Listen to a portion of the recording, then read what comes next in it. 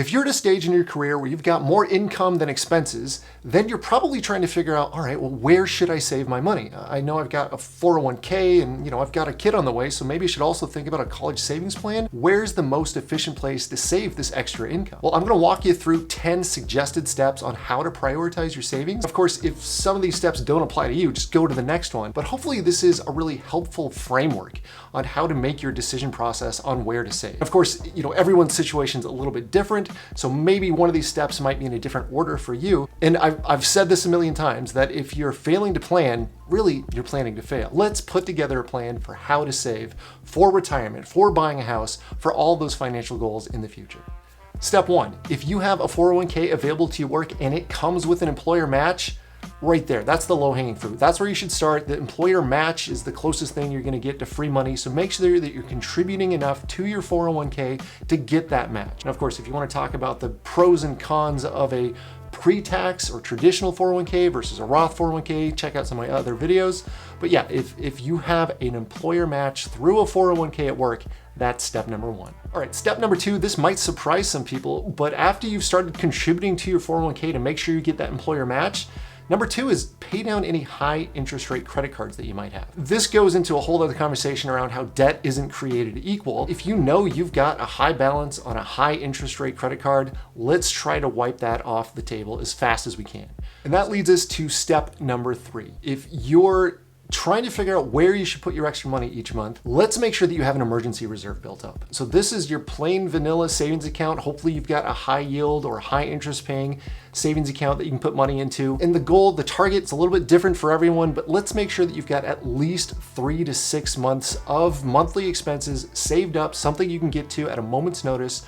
Really easy, really simple.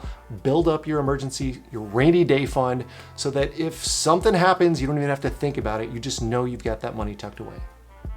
So number four, let's contribute to your HSA. In other words, a health savings account. If through your insurance plan at work, you have an HSA available to you, make sure that you're putting money into that. The benefits immediately are the contributions that go into an HSA are gonna lower your taxable income for the year. So that's great right off the bat. This might be a little controversial, but I'm encouraging everyone to think about putting money into an HSA, not for your immediate health needs, but maybe long-term, and even think about this as another retirement account. Again, if you have an HSA at work, make sure that you're contributing to that.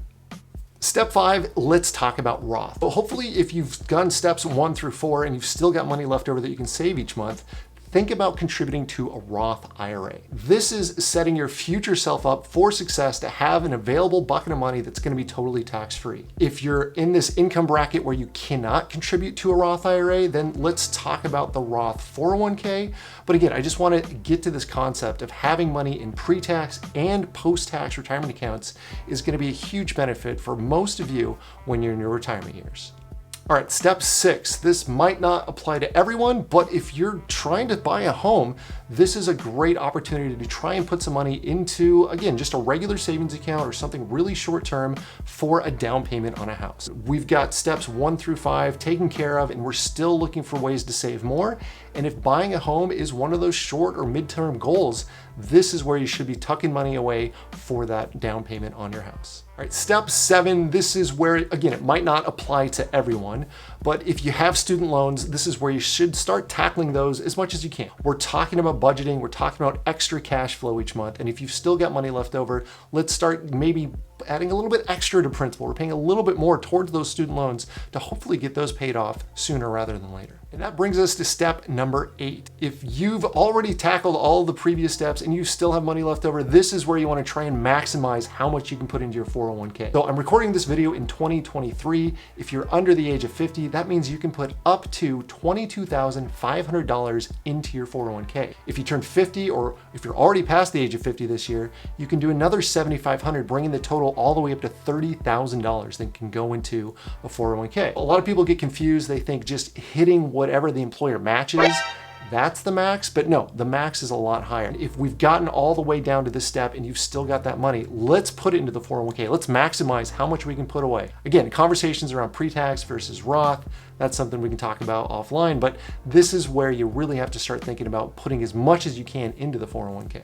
And that brings us to step 9. This is a little bit of an asterisk next to it. If you have kids or if you're thinking about kids, this applies to you. Let's start putting money into a 529 college savings plan. It's a little bit different than retirement. Well, it's way off in the future. Usually we've got 17, 18 years to save for college, so it's a much shorter time frame. But this is where we want to make sure you've got all of those other steps taken care of before we start putting money into a 529. This hopefully is going to set yourself up for success when those college years come around. You don't want to have that sticker shock moment when you see the cost of tuition and room and board. A 529 is a great place to get a head start on college savings plans. And that brings us to step number 10. If you've already done steps 1 through 9 and you've got that extra money and you're really just looking for somewhere to save, this is where you just open a regular investment or brokerage account. In other words, let's start investing not inside a tax sheltered or tax deferred retirement account, but this is where you can take advantage of investing on a monthly basis, hopefully into the market. And this investment account can be used for all those previous goals that we talked about too. Maybe it's going to come in play for college planning, or maybe it's going to come into play for a home purchase. Again, this is the last step, but it's still very important that you're not just spending that extra money, that you're actually saving it, hopefully each month. But like I said, maybe you've got a bonus or some sort of uneven cash flow. This is a great place to put some extra money. Final thoughts, this is not a one-size-fits-all plan, but this is, again, hopefully some food for thought that gets you thinking about all the different ways that you can save. And then let's start tackling 1, 2, 3, all the way down to 10.